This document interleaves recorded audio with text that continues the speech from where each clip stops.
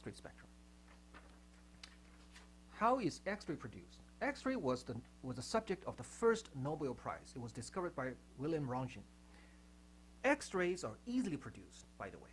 All you need is you can pull first of all, you have an electron gun, which is very easy, which is just take a metal coil and give it a few volts, and the electrons will come out. That's called an electron gun. And all you need is to accelerate these electrons with a voltage of the order of 1,000 volts or so, which is easy to obtain. And as these electrons go through that 1,000 volt potential difference, they have a typical energy of keV, 1,000 eV. And with this kind of kinetic energy, they will strike a metal plate. And as they strike a metal target, they will give off their kinetic energy, and that kinetic energy is turned into X-rays. The X-ray is belongs to an invisible part of the electromagnetic wave spectrum, as you know. It's even higher in energy than UVs, and the typical X-ray photons would have an energy about 1 keV, not 1 eV for visible light photon. The visible light photon is about somewhere between 1.6 to 3.2 eV, remember?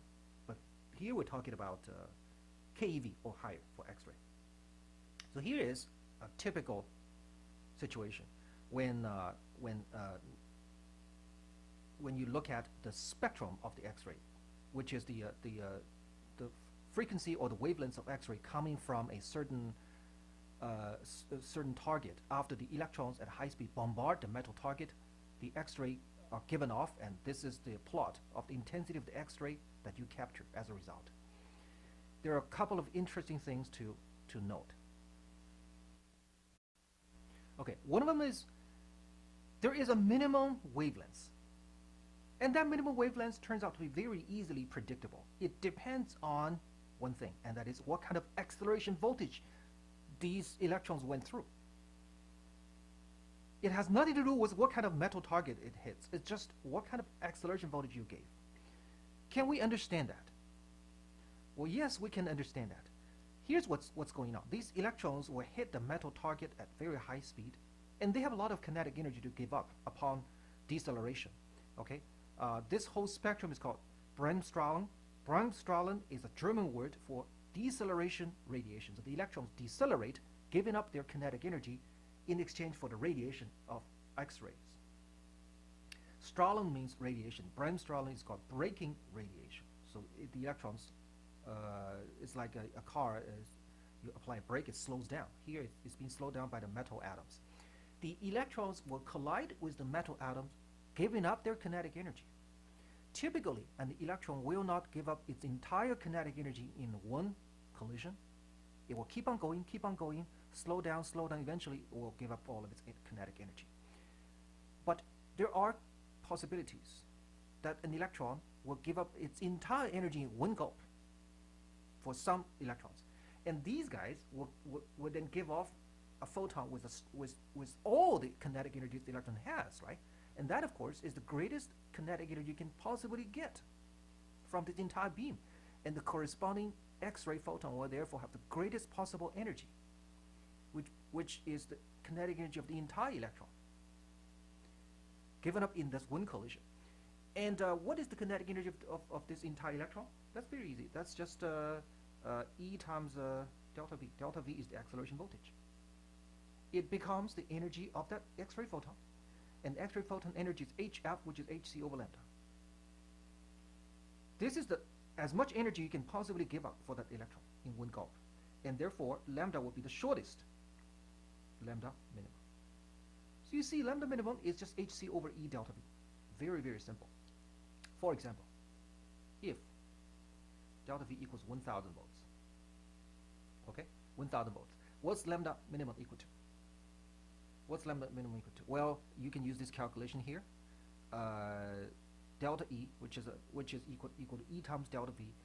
E, one electron charge times 1,000 volts by definition is 1,000 eV. Okay, so this side is 1,000 eV, and lambda is equal to hc over delta E. Delta E is 1,000 eV, so it's 1.24 keV nanometers.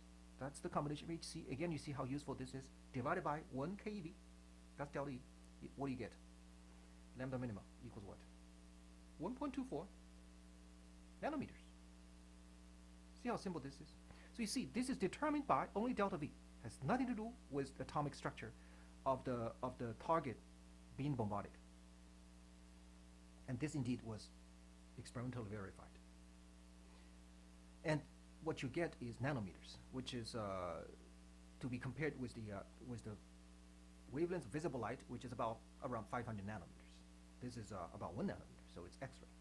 Okay, so you have this minimum, and then you have this background like this. It's a continuous spectrum.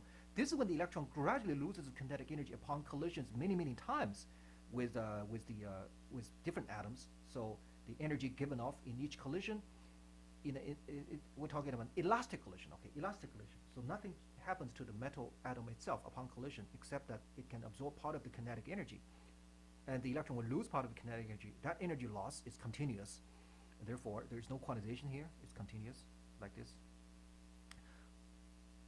And that's the Bremsstrahlung we're talking about. This profile can be calculated within classical electrodynamics. There is nothing quantum or mysterious about it. However, on top of the Bremsstrahlung, there is also a series of very sharp lines, high intensity, concentrated on at very short range of wavelengths. So it's extremely well-defined wavelengths, happens here and so on. And we label them as K alpha and K beta and so on. These things, the position of this wavelength and this wavelength, depend on what kind of target is being bombarded, what kind of metal plate is being used. Different atoms, different Z numbers will yield different positions of these spectral lines. These are called characteristic spectrum instead of the Bremsstrahlung. Okay, can we understand these spectral lines? Where do they come from? Well, you know, the Bremsstrahlung, again, is when an electron collides with a target atom, and it does not change the internal electronic structure of the target atom. It simply imparts some kinetic energy to the entire atom, and the electron loses the equal amount of kinetic energy, keeps on going and collide with somebody else and so on. But in some cases, the electron will manage to undergo an inelastic collision with the hosting atom, and as a result, it's going to change the internal structure, electronic structure of the atom being bombarded, and that's where you get these characteristic lines. What happens in reality? Well, in a medium-sized atom, we have these energy levels. Okay, the lowest energy level, that's the orbit that's closest to the nucleus. We call it the K shell. That's n equal to 1, by the way, n equal to 1. Then you have n equal to 2. That's called L shell, and so on. Now, in a certain type of collision, an incoming electron with a lot of kinetic energy may come in and knock out an atom. Knock out an electron, okay? From the K shell. The K shell has 2 electrons, one spin up, one spin down. This outside electron comes in extremely high speed. It pulls this guy out and knocks it out. So now there's a vacancy, okay? There's a vacancy. And the atom is happy. It says, look, there is a vacancy, so I have a chance to lower my energy without violating the Pauli principle. So what can I do? An electron from the L shell can then come down to fill that vacancy, or an electron from the M shell, which is n equal to 3, can also come down to fill that vacancy, and so on. Okay, so the electron coming from the electronic beam does not produce these characteristic light rays. Rather, they create a condition for the light ray, for the X-ray, to be produced by knocking out this deeply buried electron in the K shell of the target metal atom. And then with that empty space available, other electrons from higher order shells can now jump in. And the frequencies or wavelengths produced by the electrons inside the metal atom as they jump from L shell to K shell or from M shell to K shell, these are well defined because that is determined by the energy difference between the K shell and L shell, or M shell and K shell, and so on. So we're talking about well-defined wavelengths or well-defined frequency depending on the electronic structure of that particular atom. It's characteristic of this one type of atom. It varies from different atom to different atom. Therefore, these are called characteristic radiation. K alpha, all these lines labeled K are radiations that take place when the final destination is the K shell. So the K shell must be vacant. At least there has to be one space vacant, and that is produced by an incoming electron, okay, which creates that vacancy. And K alpha is when you go from L to K, that has the lower energy, therefore longer wavelengths. Okay, longer wavelengths. K beta is when you go from M to K, therefore producing a shorter wavelengths X-ray photon, and that's here, shorter wavelengths. So can we find the wavelength for K alpha and K beta? Yes, we can. Idea is the same. Delta E equals to hc over lambda. If I can find delta E, so this time delta E is the difference between the initial energy and the final energy, between EL and EK, for example. That gives you delta E. From that delta E, you can find lambda. That lambda is for K alpha. Okay, so let's see how we can find the energy here and energy there.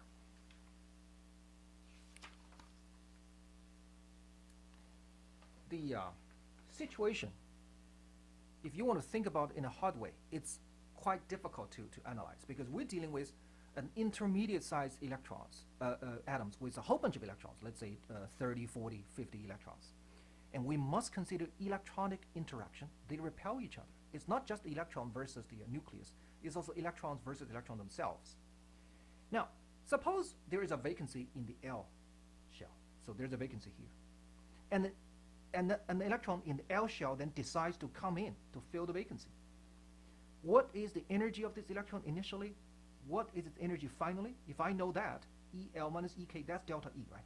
Then I get the wavelength of the K alpha line. For this electron here, before it gets downwards, it sees one electron here that remains, and it sees the vacancy, right?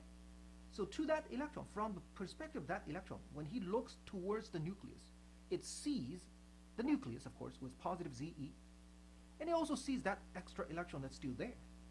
Only one electron is knocked out, there's still one there. The total amount of charge as viewed by this electron in the L shell is then what?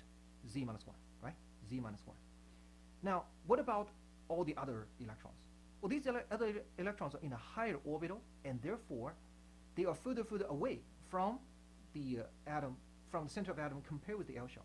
So the electron this electron pretty much do not see those guys. Rather, it sees more of what's inside. And therefore, effectively speaking, to a good approximation, we say, as far as the electron energy of this guy is concerned, before he makes a jump, you can relate it to the hydrogen atom Bohr model, except that you do not get only one positive particle at the center. You get Z minus 1. Okay, Z minus 1. And then that is an approximate expression for EL, negative Z minus 1 squared E1 over 2 squared. Why 2 squared? Because this is n equal to 2 for the L shell. Recall the expression for the Bohr hydrogen model. That's how we get that. Z squared. Okay. If Z equals 1, we go back to we go back to the hydrogen atom. Here is not Z squared, but Z minus 1 squared, because of this extra electron that's still in a K shell. What about EK? When the electron jumps down to here, what happens now? How many effective positive particles does it see? Well, of course, it still sees ZE in the middle, right? But there's another electron in the same orbital. It cannot quite ignore that because it's the same orbitals. It's nearby. So therefore, we should use Z minus 1 squared, not Z squared, but Z minus 1 squared times E1 with a negative sign. This is the ground state, okay? So it's actually divided by 1 squared, right? I mean, if you want to use the Bohr model, 1 squared. So here is effectively for that electron making the transition. This is where the energy starts. This is the energy it ends up. The difference, therefore, is EL minus EK. The difference is given off in the form of an X-ray photon, whose wavelength is lambda. So it's hc over lambda. That's the energy of the photon, equals to EL minus EK. Now plug in EL as this and EK as that, and move that hc over to the other side. You get 1 over lambda equals z minus 1 squared times this whole bunch, which is a constant. And if you take the square root of 1 over lambda, then z minus 1 comes out, and you're left with this constant, which is equal to 0.0907 per nanometer square root. And all you have to do is plug in the value of z in, whatever z equals 50 or 49, whatever you plug it in. You can find the wavelengths of the corresponding K alpha line coming out of this particular X-ray spectrum. And Moseley did a study, a young physicist, British physicist by the name Moseley. He made a study of the wavelengths of K alpha lines coming from different elements, different values of z. And he came up with this nice Moseley plot, which satisfies this equation which we know today as the Moseley's law. This is of great significance because from here we can actually find the value z for different elements, and we can also confirm the quantum nature of X-ray spectrum. Unfortunately, Moseley died before he turned 30 years old. He died during the World War as a soldier. So that was really a pity because his great discovery came when he was only in his early 20s.